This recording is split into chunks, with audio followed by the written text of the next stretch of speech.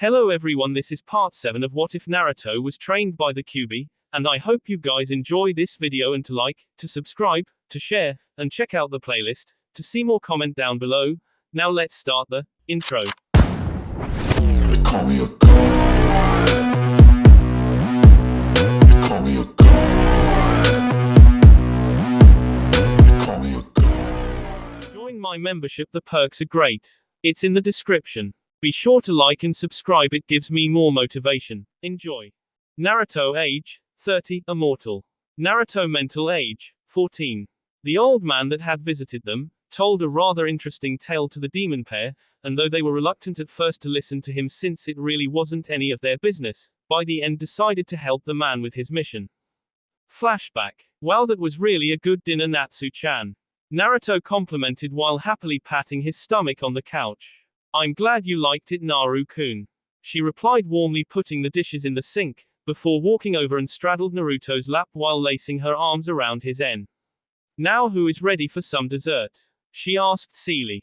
You know I'm always ready for dessert, my Benny Kisai, he replied in the same tone, with a smirk while his hands slowly massaged her thighs. The two just smiled happily at each other, enjoying the sensual make-out session they were in, that is until a low knock at the door was heard. Who could that be at this hour? Natsumi asked, slightly irritated that she was interrupted from her, Naruto, time. The two reluctantly untangled from each other, and Naruto went to answer the door. A rather ragged-looking old man was standing in the doorway, looking quite suspicious in Naruto's opinion. Gomenasai for the intrusion, but do you happen to be one of the wandering shinobi that came here a few months ago? The man asked in a rasped voice. Naruto quirked a brow. Who exactly is asking? He inquired dangerously. Gomen, where are my manners? My name is Asama Sandayu, and if you are who I am looking for, I would very much like to speak with you and your sensei if I may. He stated in a slightly embarrassed but more jovial tone than when he first spoke. We will see what you have to say, please come in. Naruto said, opening the doorway to let the man inside, before scanning the shadowed woods for anything suspicious. Soon finding nothing, he closed the door. Who is this and what does he want, Naru-kun? Natsumi mentally asked, not liking strangers in Kaname's house. His name is Asama Sandayu and he was actually looking for us, although he didn't seem to know anything about us. All he asked is if I was one of the wandering shinobi that came to Snow early last year. Apparently he wishes to speak with us, so I let him in to see what he has to say. Don't worry, I already checked outside, nothing is going on. He answered reassuringly. Please sit. Natsumi offered warmly to the old man, pointing to a comfortable-looking chair near the couch, feeling better after Naruto explained the situation. Arigato. No, I don't wish to waste your time, so I'll just ask again. Are you two the wandering student and sensei shinobi who came here last year and was taught by one Doto's personal guards? Hi, Naruto answered, taking a seat on the couch next to his mate. Sandayu smiled widely at this. Good. I'm so glad I was able to find you, he said joyously. Naruto forcefully coughed to get the man to calm down. Now that you've found us, what exactly is it that you wish to speak with us about?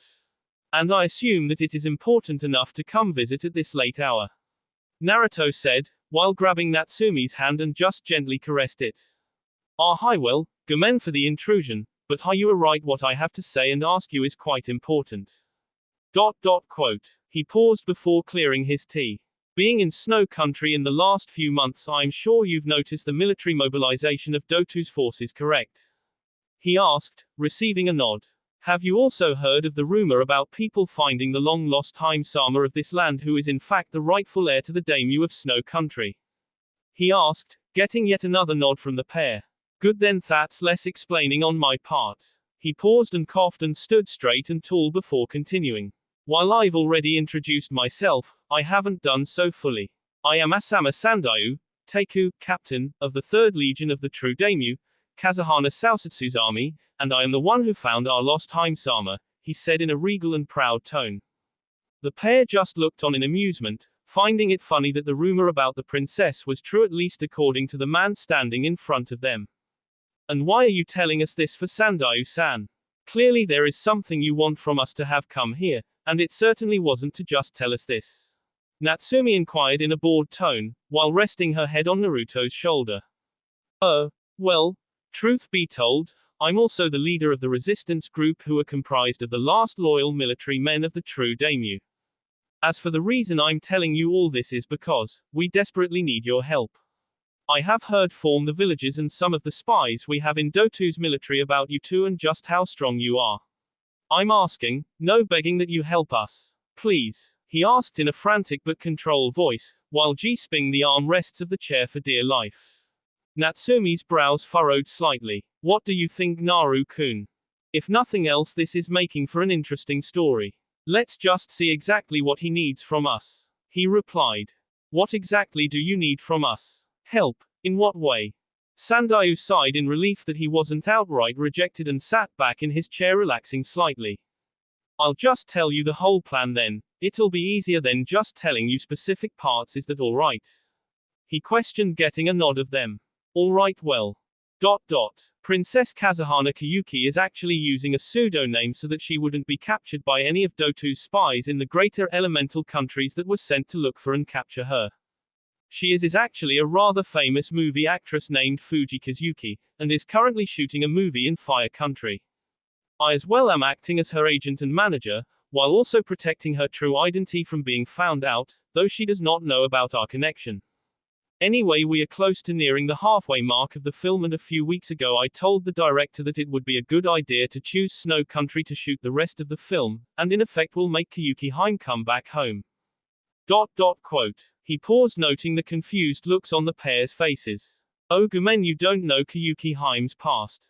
Well, long story short, Doto was actually the one that led her to San to take control of the country. She learned of his treachery and vowed to never return to her homeland nor claim her rightful place as daimyo. Thusly, up until now I've been unable to get her back, but with the movie being shot here she really has no choice.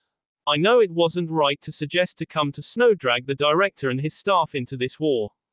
But her country desperately needs her to become daimyo. Doto is slowing withering this country into nothingness, and only she can stop it.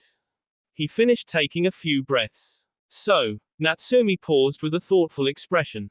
You now wish to manipulate us into helping you with your goals of returning someone who doesn't even wish to rule this land into power, just like you did with the director? She asked accusingly. Sandayu shriveled in his seat against the vixen's leering gaze, and looked down in both defeat and self-loathing. Gomenasai, if I could do what is necessary alone, I wouldn't think to ask you or anyone else to help, or selfishly manipulate them. But the reality is, the resistance is on its last leg and we truly need any help we can get. And if the rumors of you two are true, you have the kind of strength we desperately need. I know this is asking something that I have no right to, but please will you help us return Snow Country to its rightful standing? Naruto leered at the aged man. Whether or not what you are trying to accomplish is good, it is never right to manipulate people into doing what you want. Had you approached us in any other fashion than the one you chose tonight, I doubt you'd have survived the encounter. Naruto stated, before sighing. However, this country and its people have been kind to us for the past year, and if we can repay the favor we shall do so under certain circumstances. He finished. Sandayu's face shot up, shocked to hear the orange-haired man's final words. He saw no lie in his purple orbs and chanced to crack a smile, before standing up and bowing.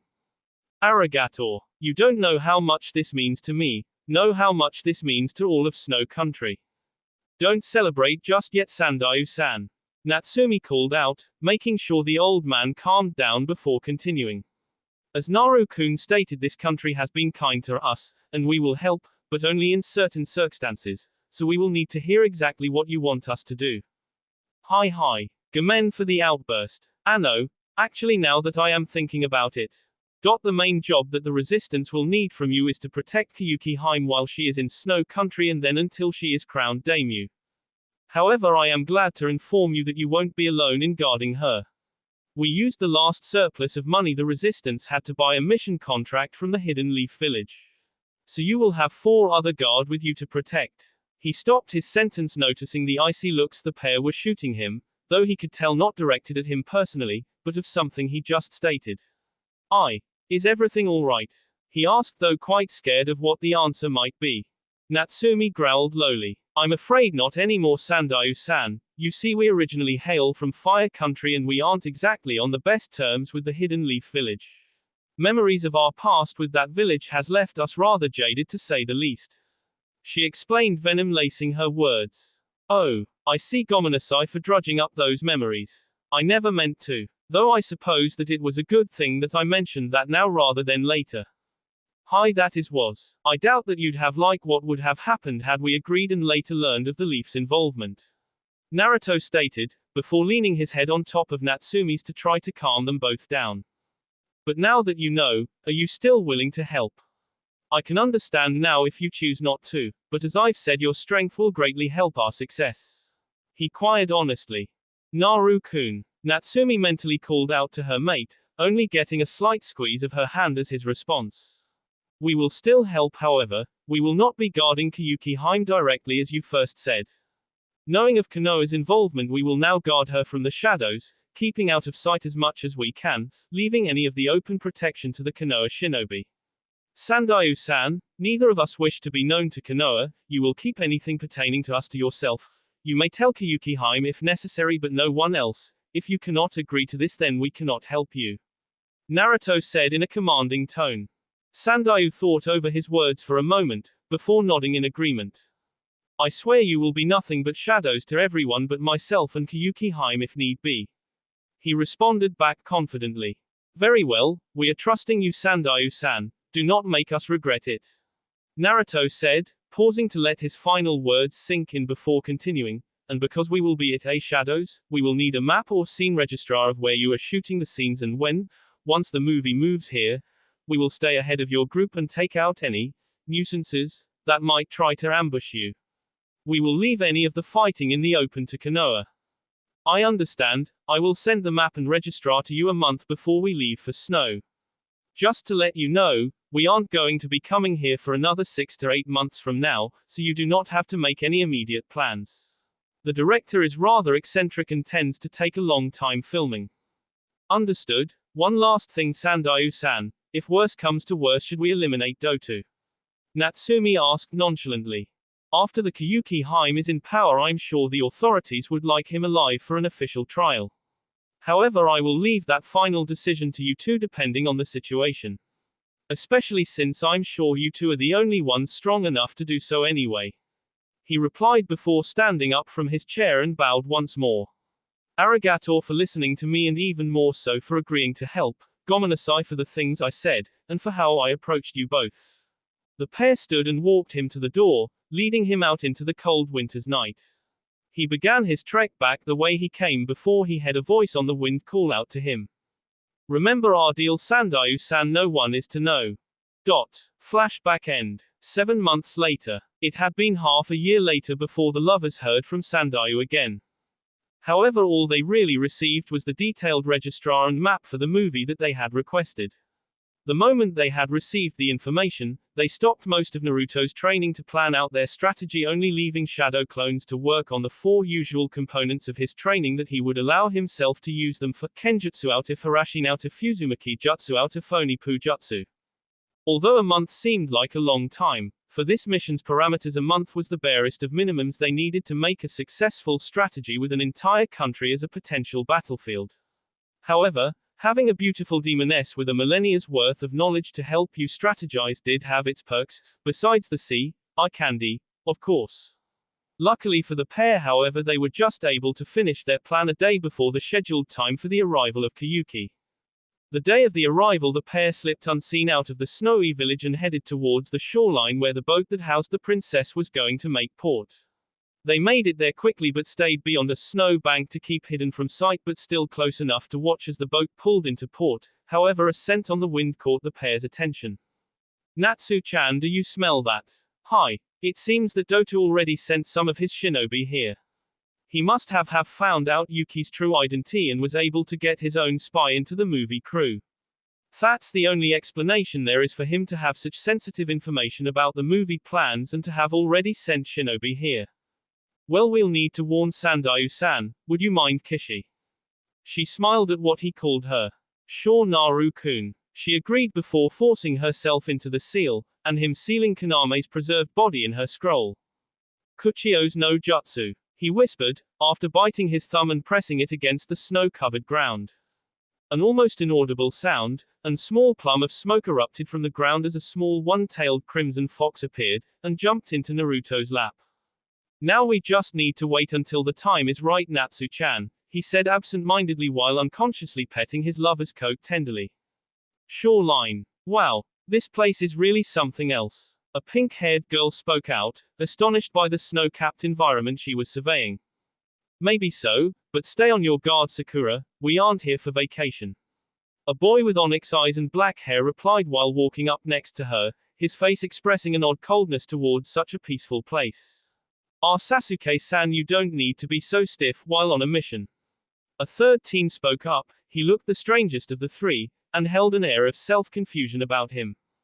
That's enough. Sakura, sigh. Sasuke is right. We are here as escorts, not tourists. If we have time we may relax and take in a few of the sights after our mission is complete. Is that understood? A final shinobi appeared from the deck of the boat, obviously the leader of the three. Hi Kakashi-sensei. The two scolded teens chorused out. Good now, Sai, I want you to help the crew get some of the equipment off the boat. Sakura, see if Yuki-san needs any help with her things. And Sasuke, find Sandayu-san and see if he needs anything from you. All of you remember, keep on your guard. If you need me, I'll be out here. The silver-haired man commanded. Hi. They chorused out before to their individual duties. While his three students followed their orders, Kakashi was surveying the landscape. He had been in snow country before and he felt on edge being back here, and ironically enough bringing back the very same person that he had helped escape this land so many years ago. Shaking his head of his past memories, he kept a vigilant watch over the surroundings. If being back here put him on edge, then the secretive reason that he and his team were really hired for this mission made him stay on full shinobi alert the moment he stepped foot onto the snow. He hated secrets on missions, especially a secret that was this important which he and his team learned only after they were already on their way here. But in reality it couldn't be helped, and he accepted that. Now all he could do is protect the princess as he had done for her in the past. Is everything alright, Kakashi-san? A voice broke the Cyclops' thoughts when he turned to see Sandayu and Sasuke walking up to him. Hi, just keeping a lookout, he answered back with his usual laid-back attitude. Good, well you'll be happy to know the crew is nearly down with unpacking the boat, so we should be on our way in 15 minutes or so. Understood, he simply replied, and turned back towards the mountainside. What the Junin questioned, noticing that a red-furred fox was walking its way towards them. This is strange. If a fox were to be living here, its coat should be a more natural color to the environment like white or gray, not red. Something isn't right here.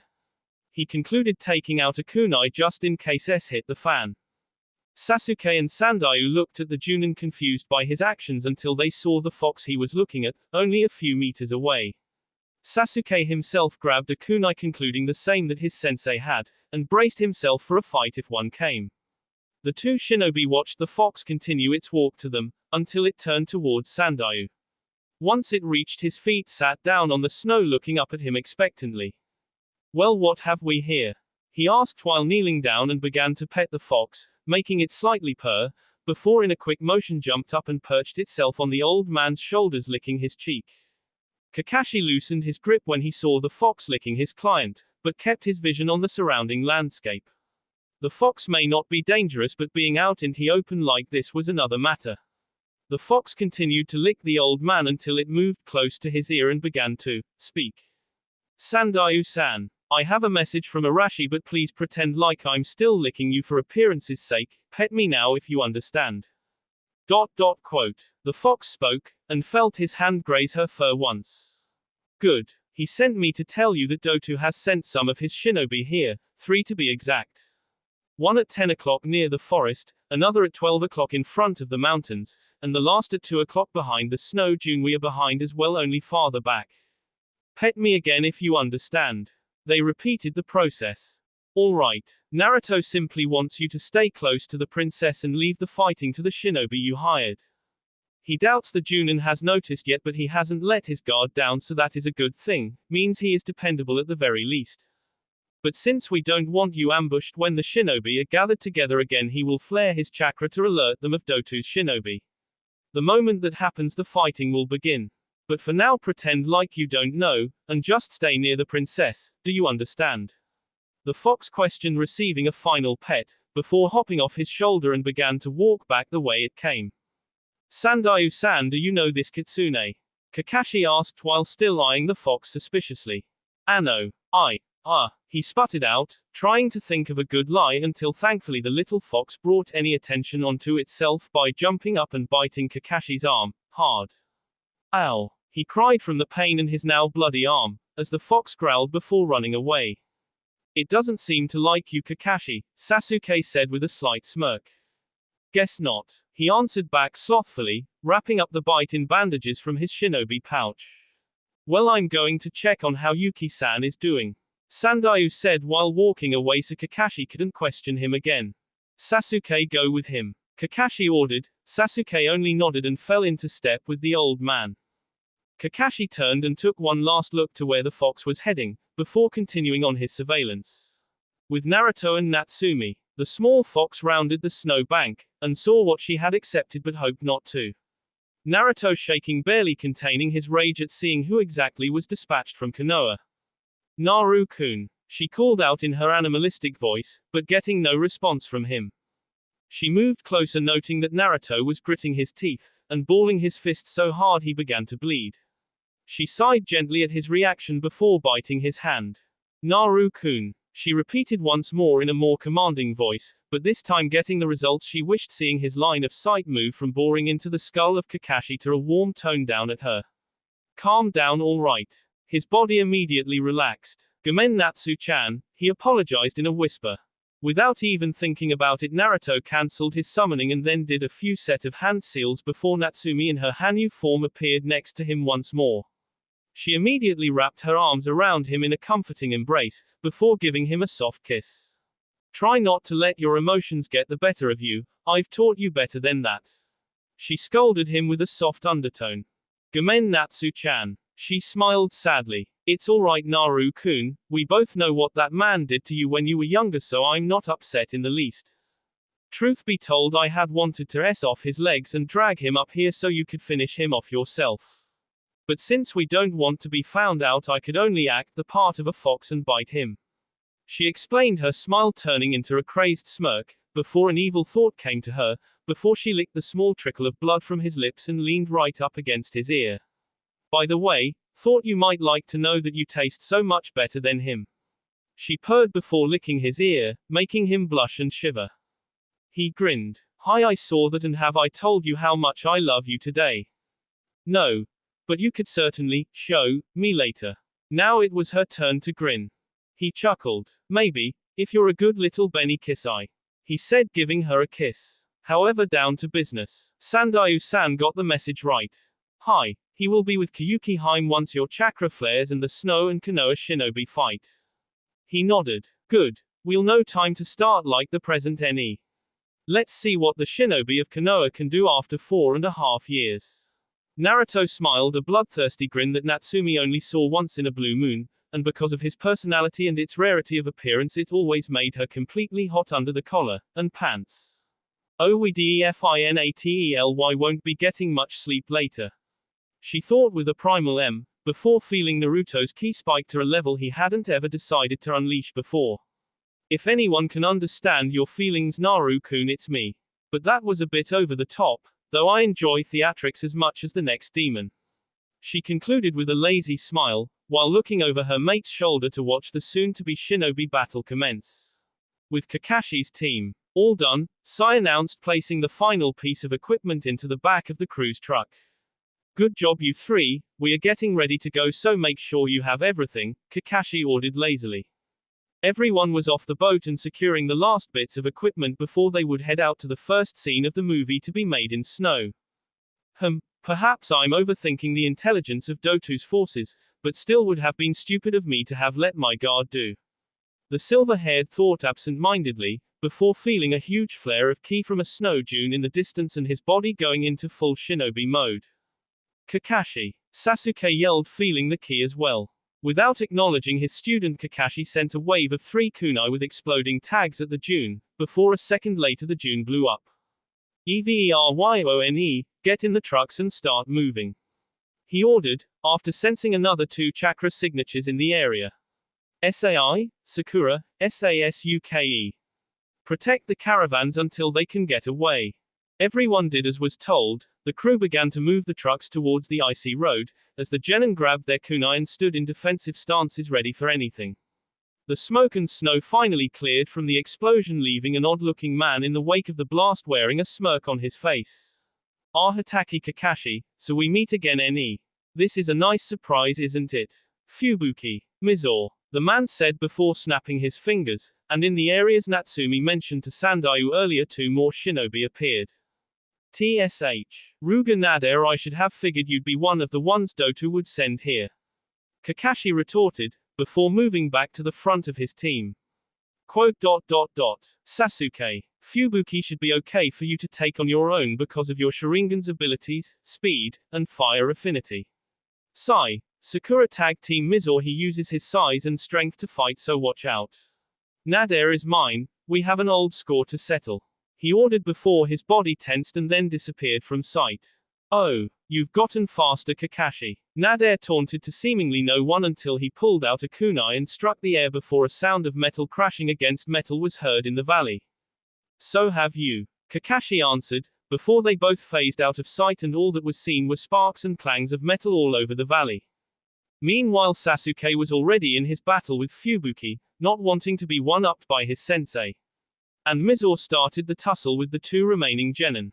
With Naruto and Natsumi. Oh, your generation seems to be pretty promising, Naru-kun. His eyes narrowed slightly. Appearances can be deceiving, Natsu-chan, you should know that better than anyone, but they are interesting, I'll give them that, especially that Sasuke kid. Or you just don't like them cause they come from Konoha, she teased, kissing his cheek. Yay, well, you know my reasons for that. He retorted, before seeing the boy named Sai use a jutsu called Ninpu, Chuju Giga, Ninja Art, Super Beast Imitation Drawing, that actually made his drawings come to life as a pack of lions who attacked Mizore. Very interesting, indeed, he finished in a thoughtful tone. Although I'm enjoy this little show, we should get ahead of those trucks and make sure there isn't a trap set up, Natsumi suggested before standing up. Naruto didn't answer, and just stood next to her before they both shunted out of the area in red and purple flames. The pair soon caught up to the caravan, and made sure all the trucks were unharmed before speeding on ahead. Thankfully nothing was out of the ordinary for a few miles, and the demons just waited in the outskirts of the forest while the caravans waited for the return of Kakashi and his team if they had even survived the encounter. You think they won? Natsumi questioned, yawning out of boredom while leaning against a tree. Naruto scoffed. You know Konoha shinobi are as stubborn as they come. And since this group has not one but 2 Sharingan uses, if they SD it'd be pathetic black mark on a supposed great clan. So I'm sure they will at least come out alive if nothing else. He responded back, with his eyes closed, leaning against a tree as well. Another 5 minutes passed before 4 figures could be seen coming up from behind the caravan. They were soon revealed to be Kakashi and his team, though they appeared to be fine as they reached the front caravan, a little worse for wear but no serious injuries. Certainly right about that one, Naru-kun. She conceded. Well, since we already checked up ahead, we should just follow them until they break for camp. Hi, he retorted simply. After explaining the results of the fight to Sandayu, the director, and Yuki. Kakashi told them to drive for a little while but to make camp in a few hours since night was rolling around. The trio agreed and set off on the road, keeping a lookout for a safe and stable place to rest for the night before continuing tomorrow. They found a nice enclave in the mountain side that they were driving next to and decided to take up camp there. Though they still had no idea of the 2 guardians that were watching them from the shadows of the White Forest. Next day, morning rolled around and the caravan and crew continued their travel to the first site they picked for the movie, which was an ice cave that resided in the middle of the mountain side that was hollowed out decades ago. After the few hours of driving that it took to get to the cave, they were finally there. The demon pair, on the other hand, had already traveled through the cave to clear the way, and had been simply waiting for them to get to the designated spot while still hiding. The crew began to unpack the necessary equipment to begin shooting the scene. That is until one of the crew members ran towards Sandayu, the director, and the Konoha team. What's wrong? The director asked. It's Yuki. Shushes, gone. He yelled in between breaths. What? Both Sandayu and the director screamed. I don't know. I was just went to her cabin to let her know she was needed in makeup and she never responded. So I went to check and she wasn't there, and the window was open leading towards the valley. He explained while pointing down the hill they was next to the road that lead to the valley below. Damn. Well, tell the rest of the crew to begin looking for her, she couldn't have gotten far. The director commanded. Team, we are going to look for her too. Let the crew deal with this area, we have to search the valley in case she has been gone longer than we thought. Kakashi ordered before the four sent chakra to their feet and began to jump down the hill towards the valley.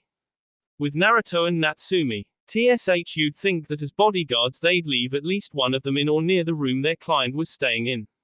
Naruto grumbled, as he and Natsumi ran down the valley.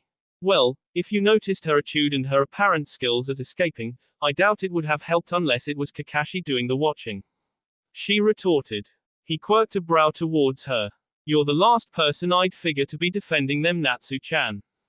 I'm not defending them, simply stating the uselessness of your idea against Kyuubi Haim, she answered, sticking out her tongue at him.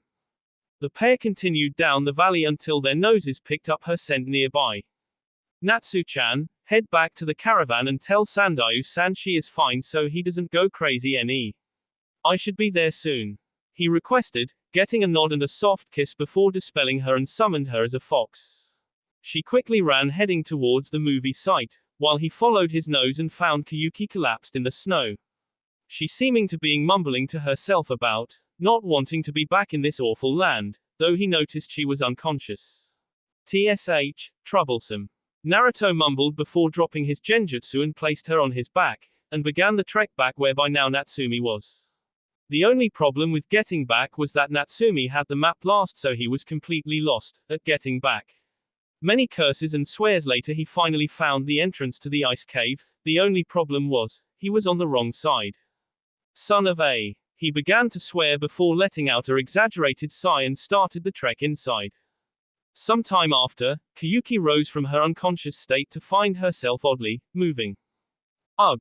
What happened? She rhetorically asked. Kyuubi fell unconscious in the snow in the valley below the mountain where your movie was supposed to be shooting. A masculine voice rang out, one that she didn't recognize. The voice jogged her out of her tiredness, her senses now clear and alert. She immediately noticed she was riding on the back of an unknown man inside somewhere they looked like a cave. But it was almost pitch black, so she couldn't distinguish most of her surroundings. Her body tensed at this realization, and thoughts of some kind of escape raced through her mind, while also trying to recognize just where she was. Please don't do anything drastic, Yuki-san, I can assure you that you are in no danger with me. The man said reassuringly, thought noting her still tense body figured she didn't believe him. And he couldn't really blame her. Let me explain the situation so you may be at ease. I'm a friend of Sandayu-san. Along with the Konoha shinobi that have been accompanying you, I have been asked by him to see to your protection while in snow country and filming this movie. Quote. He let the sentence hang, feeling her body relax slightly at the name of her manager. However, Sandayu-san also has asked my companion and I, who isn't with me at the moment, to take care of a certain parasite that has been feeding off the land ever since he killed your two-san and forced you out of your rightful place as ruler. Kazuhana Kyuubi Haim. The moment he said her real name, her whole body froze with fear that this unknown man knew who she really was. Kyuubi-san, as I've said already, I'm working with Sandayu-san to protect you. However, if you are still uncertain, I will let you walk on your own, all right? He asked, only getting a slight nod in response before he let go of her thighs that he had been holding on to, letting her down with a soft crunch. In a flash, Kyuubi tried to run, but soon bumped into a muscular chest, now staggering back in fear. You aren't going to make the return trip back easier, you? He said to her, but expected no response. Look, you can believe me or not, but either way you are coming with me back to Sandayu-san, he finished in a commanding tone. What is your name? She asked with a rasped voice. My name is Arashi, why do you ask? And is the companion you spoke of named Hikari? She questioned. Hikari. No, my companion's name is Natsumi. I see. Well, for now I will believe who you say you are. Sandayu told me about these shadows, named Arashi and Natsumi, who would protect me. She explained. Ah, so he told you. I'll have to thank him later for making this easier then. And I suppose you asked me that question to test me if I was telling the truth about my name. He asked, seeing her nod. Although I'm still skeptical until I can see you, he gave a description of Arashi, so until I see you I won't be 100% cooperative. Fair enough, a woman has to keep herself safe after all. I have no qualms about that. However, we've wasted enough time chatting, so let's get going. If only walking, it'll take another hour to get to the end of the cave if I were to estimate. And I couldn't help but notice you can't see in her, so I'll lead us, and you can just keep a hand on my shoulder for guidance, is that alright? Hi. It was nearly an hour later, when the cave became slightly illuminated, and Kyuubi was able to catch a slight glance at Naruto's true form. After seeing the fox ears, and the 4 swishing tails behind him, which she was quite surprised she hadn't felt prior to seeing them stopped in her tracks. What's wrong, Kyuubi-san? Naruto asked, noting her hand coming off his shoulder and stopping in her place. Why? You're a demon. She stuttered questioningly, though more of a statement. Naruto was both amused and annoyed with her reaction at finally seeing him. Although he couldn't really blame her, it's not every day that you walk alongside a demon without knowing it. I'm a Hanyu to be exact, but that doesn't really matter, does it? Well, I know, no, but. She wasn't able to continue and just gaped at Naruto, still in shock. Look, I'm simply here to protect you, alright? I don't really wish to make this rescue about my past. And I'd prefer to not see that fearful face on you. I'm not going to eat you or anything. He said, chuckling, trying to lighten the mood. If it'll make you feel better to know. The reason why I'm helping is because my companion and I have been in snow for a little over a year, and the people in this place have been kind to us. You are the rightful ruler of snow, so we decided to keep you safe until you assume control. And just for your information, demons aren't all bloodthirsty king machines. Hi, we do go on rampages sometimes, but usually for good reason, and we also live amongst humans in peace too. Kyuubi listened to his words, and even though she was still a little afraid, decided that it was ignorant of her to stereotype him just because he was a demon. Up until that point he was a complete gentleman, well aside from the snippy remarks, but still. Gomenasai Arashi, you are right, I shouldn't automatically judge you because you are part demon. And after seeing you I can see that you look like how Sandayu described Arashi, well, with some added appendages, she said softly. It's okay, Kyuubi-san, your reaction is quite normal for most people, though slightly annoying, but can't really be helped with how humans are raised. The one thing I don't understand, however, is why you ran away. Sandayu-san told me the story behind this situation, but I have a feeling there is more that you aren't quite telling him as far as the reason why you don't want to assume control. He questioned. She paused to look at the ground, before laughing lowly. Quote, I don't even know why I'm telling you this since I just met you, but it's because I'm no leader. I don't have the strength, the heart, or the will to lead an entire nation. I couldn't even help my two-san when Doto attacked us. She finished as her laughing became soft cries. I see, you don't think you have the right stuff to be a leader. Well, I can't really disagree with you there with how you've been acting recently. I mean, it's not really good if a leader runs away from her problems, right? He questioned while leaving the sentence to hang in the air, making her think about it. However, I have seen you in the movies leading up to the one you were making, and I think that you do know what it does take to be a leader, because you completely envelope yourself as the princess character, and it shows when you put so much emotion into your acting when you lead your men into battle. I believe that you do know what it takes to be the leader of Snow Country. You are just running away from your problems because you are afraid. But I think you are failing to realize one important fact about being a leader. Which is that a leader is never alone to deal with problems that may arise in their country. Leaders always have the backing of their people when important decisions must be made. Also, that a leader is never perfect, but the flaws that the leader does have can be corrected and balanced out by their people. You say you don't have the strength to be a leader, let your people be your strength. You say you don't have heart, let the people be your courage. You say you don't have the will, let your people be your conviction. When you rely on your people to help the same way they will rely on you as their leader, you will realize that you truly had all those things inside you to begin with, you just needed to be reminded. He finished his speech with a long breath. Kyuubi listened to the orange-haired demon in front of her intently, registering every word like it was coming from God itself. Once he finished speaking, she took in all he said and thought about it, leaving silence to reign for a good 5 minutes, before her face changed from thoughtful to a bit sad. Do you really think I'm good enough to lead them? She asked worriedly. Naruto just smiled at her, and put a reassuring hand on her shoulder, making her look up at him. Hi, I do, and besides, as I said, you won't be alone. Sandayu-san will be there, as will all the other citizens of Snow to help you. Even myself and Natsu-chan will help if we can. He answered in a happy tone, making her crack a small smile. Arigato Arashi-san, I still don't know if I can be a good leader to the people of Snow Country, but I will at least try my best. She retorted, wiping the tears from her eyes. It's not a problem, Kyuubi-san, it's what friends do for one another, well, if you want to be friends anyway. He said sheepishly. Hi, I'd like that, Arashi-kun, she smiled back. Good, and now that we got that out of the way, we are almost at the end of the cave, so let's get out of here. The pair began once more towards the exit of the cave where the rest of the caravan was. Until they began to feel the ground underneath them shake and a low rumbling began to encase the cave. What the? They both shouted, before turning around seeing an odd light begin to encompass the cave. Arashi-kun, we need to get out of here.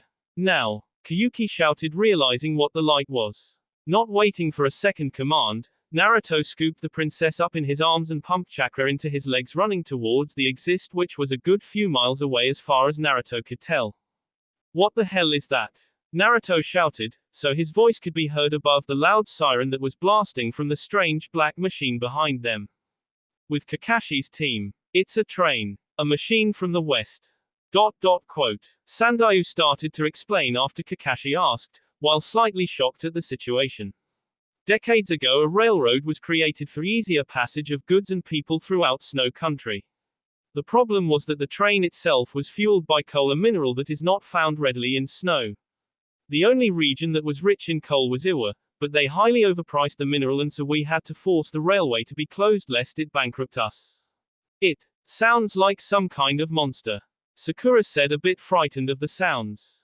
We need to hurry and get all of the trucks and people out of here now. Sandayu shouted before running past the parked trucks and up the small mountain on the other side of the valley. You heard him, team. Help everyone move the trucks before that thing destroys them. Kakashi ordered as the four shinobi ran off in different directions to help in any way they could, never noticing a red fox watch them in both amusement and worry about her mate not showing up yet. With Naruto and Kyuubi, TSH. This thing is getting bothersome. Naruto growled out, continuing to run with the train hot on their trail. Arashi-kun, this is impossible, we won't make it in time. Kyuubi cried out, pressing herself against the orange-haired Hanyu, thinking that it would help. Kyuubi-chan, please don't sell me short, there is a reason that Sandayu-san requested my help. Besides, I only wished to test this machine's speed, now you better hold on. He gently ordered with a laugh and a grin before he closed his eyes. Kyuubi didn't know what happened next. One moment she was in a dark cave with a blaring train behind her. The next, an incredible gust of chilled wind blew past her before she seemed to stop any movement altogether. Kyuubi-chan, you can let go now. Naruto's voice called out in an amused tone.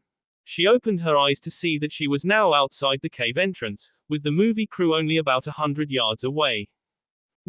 How? She asked while being placed on the ground. I used the power of one of my tails to increase my speed to get out, though my natural speed would have worked as well, I just felt like being flashy. He answered with a silly smile. Trying to impress the Kyuubi Hime-ni-ara-kun. A voice Naruto immediately knew filled the area. Maybe Natsu-chan. That train thing is pretty interesting though, and pretty fast too. He answered before a puff of smoke was heard and seen in the recesses of the forest, before he made a few seals as another puff of smoke arose next to him. Natsumi jumped out and embraced her mate, before giving him a nice kiss and then looked at the Kyuubi. I hope Ara-kun here wasn't too annoying, I know he can be sometimes. No. He helped me greatly actually. She answered with a slight blush from their rather sensual kiss. You are Natsumi that Sandayu-san told me about, I presume. Hi, I am. She bowed in response. Arigato for helping myself and all of Snow Country. Snow helped us, so now we will help Snow by helping you, Natsumi answered back, estranged by the woman's change of attitude. What happened, Naru-kun? She seems different, Natsumi mentally asked him. We had a little heart-to-heart back in the cave before the train came. I was able to convince her that becoming the leader of Snow is something deep down she wanted, but that fear was holding her back, so now she is finally on the same page as we are for this mission. He explained. I see, seems you have a way with people, my Naru-kun. Seems so, my Natsu-chan, he retorted with a mental laugh. Kyuuki-chan, you should get back with the group and Konoha Shinobi, before that damn train gets out. Naruto warned. Hi, arigato again for the help. And oh, after this is all over, and everything is settled, would you have tea with me? I would like to get to know my new friends better, she said with a genuine smile. Hey, if hi, the demon pair answered in unison. Sandayu-san probably told you already, but remember to keep our existence a secret. He reminded her. Hi, good luck, Kyuuki-san, remember we'll be watching. Natsumi said with a smile before she and Naruto left in a lick of flames, leaving Kyuuki to run back to the crew and her shinobi escorts. Kyuuki had finally made it back to the movie crew and Kakashi, who were waiting for her since they had noticed her in the horizon some time ago. Gomen for leaving everyone, it was childish of me to do so, she admitted with her face down in shame.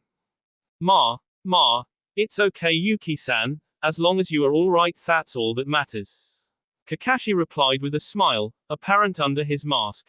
Everyone had welcomed the star of the movie back, but their reunion was short-lived since the train had finally begun to bellow out of the ice cave, and race across the mountainside before abruptly stopping a few meters from the caravan crew. After a minute, Dotu himself made an appearance from the caboose and with a microphone in hand began to speak. Welcome home Kazuhana Kyuuki Haim, my have we missed you? He greeted with obvious sarcasm in his voice. And because of your miraculous return, I'd like to personally invite you to my castle to have a little chat. He finished emphasizing the last few words, obvious that he wasn't giving her a choice. Kyuuki bit back the fright she had of her uncle and opened her mouth to protest, when a ragged, but masculine voice rang out through the mountainside. Kazahan Dotu, mayor of the true daimyo of Snow Country. Quote. The accused, as all attention on the owner, Asama Sandayu and the rest of the snow resistance surrounding him. Quote. I Asama Sandayu, Teiko of the 3rd Legion of the True Daimyo, Kazuhana Saosatsu's army hereby place you under arrest for the crime of treason. As a court officer to the daimyo, I hereby place judgment on your crime. And I find you guilty to the highest degree. And your punishment will be death. The old man finished as he gave the signal of his fellow samurai to attack the train. Sandayu, stop, you'll only this way. Kyuuki screamed at her now known bodyguard, but he simply continued his run towards his hated enemy. Nader, I thought you had taken care of the last of the resistance a few months ago. The seemingly unfazed Dotu asked his second-in-command, who had then just appeared from the train. Gomenasai Dotu-sama, I will rectify my mistake immediately. The snow shinobi said, before snapping his fingers. At the sound of his fingers, several compartments on the train opened up, looking like small missile silos, with Snow Shinobi at the controls that faced the oncoming onslaught of the last remaining loyal samurai of Snow. An almost demonic smirk was placed on Dotu's face as he snapped his own fingers to give the command to attack. After the second snap, thousands of kunai were shot out of the missile silos towards the brave but defenseless samurai.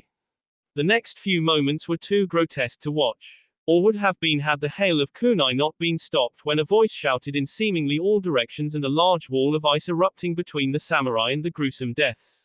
Arashi-kun, Kyuuki said even lower than a whisper, though Kakashi had miraculously heard her but dismissed it for the more important situation at hand. Seems these little rats have some help from them. Dotu hissed. Quote. Nader, we are leaving, we can't win against them in such condition. He ordered, heading back into the train, with Nader close behind. After the snow shinobi was set, the train began to rumble and slothfully move forward on its tracks. Noting their retreat, Kakashi activated his radio and told his team to commence with the plan they had made when first hearing the train. The next moment, 4 explosions erupted at the top of the mountain and caused a miniature avalanche which hit the side of the train with minimal effect. The train continued on its path, and when it was crossing a bridge, Said bridge's support beams were engulfed in an explosion too. This part of the plan, however, did work, when the caboose got stuck falling over the side of the broken bridge. However, their little victory was short-lived as the caboose was ejected from the rest of the train, and fell while the remaining machine chugged along and farther into the distance. Kakashi's team suddenly appeared next to him when the train was able to escape, much to their annoyance. Good job, team. Sai, were you able to do what was needed? Hi, Kakashi-sensei, there is currently one of my ink rats on Doto's train, we can track the train's whereabouts by following it. Sai reported. Good, we'll keep that as an option if Doto becomes too much of a nuisance and must be dealt with. However, our mission remains to keep Kyuubi Haim protected, he said, before sparing a glance at said princess who was currently yelling at the samurai that came to fight but only caught the end. Now do I make myself clear? She finished in a huff, seeing the dejected faces of her samurai. She turned away and looked out into the distance of snow country, admiring its beauty, trying to calm down, before another loud, almost buzzing sound encased the area. What is tar? She yelled to only stop her sentence with the next thing she saw. From over the cliff rose a giant blimp that could fly. Everyone was startled at this machine, with Kakashi's team unable to react in time to what happened next. The man named Mizor had exited from a door, and shot out a metal hand that grabbed Kyuubi around the waist and pulled her into the air and out of reach of her bodyguards. The moment she was off the ground, the blimp began to fly off into the distance. Damn! Kakashi cursed under his breath. Team, we are going after her, so you must lead us to the train. That will be the best spot to begin the search. Kakashi ordered, before turning to his movie crew. If you are able to shoot any scenes without Kyuubi Haim, then do so until we get her back. If not, hide out in one of the villages until I find you, and trust me I will, he commanded, getting a nod from both his team and movie crew, before each group began to head out. When each group went their separate ways and were out of hearing and sight distance, a pair of flames appeared where the princess was hoisted for the ground. What do you think, Natsu-chan? Naruto asked, curious to his mate's thoughts on the next move. We should let the Konoha shinobi find Kyuubi-chan. She answered before an animalistic leer appeared on her lips. Meanwhile, we'll have a little talk with Sandayu-san, then see if we can't have some fun with Doto's little army. She finished in a sing-song voice, though Naruto could tell she was excited to finally be able to soak her hands in the blood of her enemies after so many years of dormancy. Well, I certainly can't deny my Natsu-chan's bloodlust now, can I? He said jokingly, making her smirk. That's cause you are too good to me, she teasingly purred out. I know, but you definitely deserve it, he said with his own smirk, before they both then left in flames. With Kakashi's team, Team 7 has quickly followed Sai's directions that lead them to the now empty train that had stopped in the middle of a snow-covered forest. That blimp must have picked up Doto and Nader. Kakashi paused his evaluation, before looking at Doto's castle far off in the distance. Damn, this was a setup. We followed the train which led us farther away from the castle where Doto probably flew to. He concluded. What should we do, Kakashi-sensei? Sakura asked, saddened that they were tricked so easily, and lost the princess. It's obvious, Sakura, we go to the castle and get her back. Sasuke said in an uncharacteristically determined voice. Let's go, was Kakashi's orders as the four sped off to the castle. It had been nearly an hour of running and Kakashi was getting confused at the situation. If Doto had planned on this, we should have come across some of his shinobi by now. If for no other reason than to stall us to do whatever he wants with Kyuubi-san without interruption. He mentally mused. A few seconds later, the team found themselves racing across an open area that they could tell was a large lake but was now heavily frozen over, with a mountain side on their left and a wooded area to their right. When they were halfway through the clearing, Kakashi heard a whizzing sound in the air and quickly realized what it was. Spread, he screamed, as he jumped back from where he was traveling. Though his team wasn't even a year into being genin, they were still good shinobi, and with little hesitation after his outburst followed his order and example, quickly jumping from where they were heading. It was a good thing too, for a moment later a hailstorm of kunai rained down on the ground. To make matter worse, attached to the kunai were ice bombs, which when impacting something, exploded with a torrent of ice spikes that from far off resembled frozen trees, just more sly. Kakashi and his team had to maneuver through the raging ice spikes to not become impaled, though in doing so were separated from each other. With Kakashi, as expected from Hatake Kakashi, not even a single scratch. Ruga Nader said with a sinister smile while standing on a ridge above where Kakashi had landed safely from the ice spikes. An ambush ne. Doto must be getting desperate. Kakashi shot back, while pulling out a kunai. Don't be silly Kakashi, you and your team are the least of his worries since my team and I are his bodyguards. Oh, I would have never expected that Shinobi would be afraid of a ragtag team of samurai, rather than Shinobi from Konoha, two of which hold the Sharingan no less. Kakashi taunted. If you honestly believe that you and your team are the most dangerous enemy to Doto-sama on this mountain, then Konoha Shinobi must be too arrogant for their own good. Nader shot back cryptically, making Kakashi level a glare at him. If Doto doesn't believe that my team or those samurai are his greatest threat, then who or what is? The Cyclops thought. Enough. Doto-sama sent my team and I here for a reason, and it wasn't to have a friendly chat. Kakashi. Nader spoke, grabbing his own kunai, jumping down to Kakashi's level. The two began their battle, though quickly noticed that neither got the upper hand in taijutsu, meaning that ninjutsu was next in line. Nader threw his kunai at Kakashi, who easily blocked it but gave Nader what he needed, time and distance. Hyoten, Hayu Muko, Ice Style, Destruction Dragon Fierce Tiger. Nader yelled after completing the hand seals for the jutsu.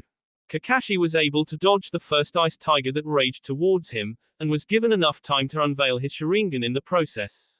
The second tiger that barreled towards him, however, had hit him on, making Nader smirk at his triumph. That is until he heard a distinct poof sound and then the voice of Kakashi behind the snow screen that was erected from the collision. A moment later, a third tiger cut through the screen and headed towards Nader. The snow shinobi cursed, jumping back, landing on the ridge that he had spoken to Kakashi from. The snow screen began to settle, finally showing Kakashi with his dojutsu blazing without a scratch from Nader's jutsu on him. Oh, I didn't even notice you unleashed your mighty Sharingan, Kakashi. I'm honored. Nader said, smirking. But really, I'm quite upset. Just because you are called the copycat shinobi doesn't mean you should only use my jutsu against me. Do you really have no originality as a shinobi? He taunted. To those who knew Hatake Kakashi, one word could usually describe him: nonchalant. However, very few of those people knew that Kakashi, though a powerful and infamous shinobi, loathed it when both civilian or shinobi alike taunted him exactly how Ruga Nader had just done. It was one of his few vices he'd ever admit to anyone, well, other than being too impatient for the next installment of the Ica Paradise, that he read religiously anyway. Simply because your nickname was copycat doesn't mean that you don't have any originality, and Kakashi decided to show Ruga Nader exactly that. Fine Nader, I'll show you my very first original jutsu, Kakashi stated flatly, while performing 3 hand seals, and bracing his right arm with his left as a faint blue light and a low chirping sound emanated from his right hand. Raiten, Reikiri, lightning style, lightning edge. Ah, good, then I shall show you mine in appreciation as well, Kakashi, Nader answered back, flowing through a set of hand seals, before an avalanche of snow began to cascade downwards behind him, but began to take the shape of white wolves. Hyoten, Ruga Nader no Jutsu, Ice Style, Wolf Fang Avalanche Technique. Kakashi looked on, slightly impressed by Nader's attack, but peered at his enemy before charging full speed as was needed for full effect of his jutsu. Going to face your demise head on, Kakashi. I must admit that's a bit brash for a shinobi of your level, but it is your choice to as you wish. Nader shouted over the rumbling of his jutsu, and the chirping of the Reikiri. Kakashi completely ignored the verbal jab and with a small smirk hidden by his mask jumped on the back of the first raging snow wolf, and began to leapfrog over Nader's attack, which didn't sit well with the snow shinobi at all. Nice trick, Kakashi, but it still won't help you. Nader shouted angrily before flowing through 3 more seals. After his hands finished their movement, 2 more wolves literally jumped out of the mountainside to attack Kakashi head-on. The silver-haired shinobi just barreled down and thrust his hand forward into the face of the first wolf, completely obliterating it and turning it back into harmless snow. He continued his movement into the second wolf, and had the same result before reaching Nader himself, plunging the chakra-radiating hand right through the snow shinobi's chest, causing blood and to cascade across the mountainside behind the two.